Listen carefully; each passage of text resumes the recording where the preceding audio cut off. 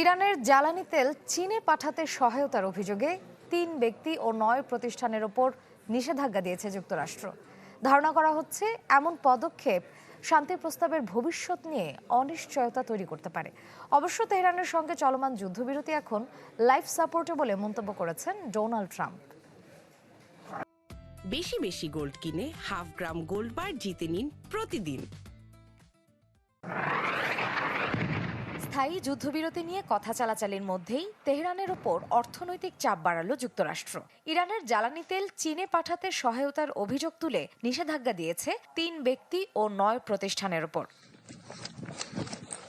মার্কিন ট্রেজারি বিভাগের দাবি, হংকং, আরব আমিরাত এবং ওমানের ভুয়া কোম্পানির মাধ্যমে তেল বিক্রি ও পরিবহনে সাহায্য করতেন নিষেধাজ্ঞাপ্রাপ্তরা। তেল রপ্তানির অর্থ ব্যবহার হতো ক্ষেপণাস্ত্র কর্মসূচির আধুনিকায়ন ও আঞ্চলিক মিত্র গোষ্ঠীগুলোকে সহযোগিতায়।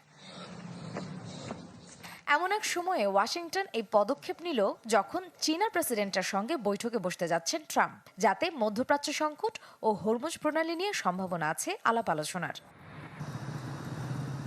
সংঘাত অবসানে নিজেদের মতো করে শান্তি প্রস্তাব দিয়েছে ইরান যুক্তরাষ্ট্র। তবে তেহরানের প্রস্তাবকে অগ্রহণযোগ্য বলে নাকচ করেছেন মার্কিন প্রেসিডেন্ট। মন্তব্য করেন, তাদের সঙ্গে যুদ্ধবিরতি এখন লাইফ সাপোর্টে। It's on life support. They understand these are all medical people. Dr. Oz, life support is not a good thing. Do you agree?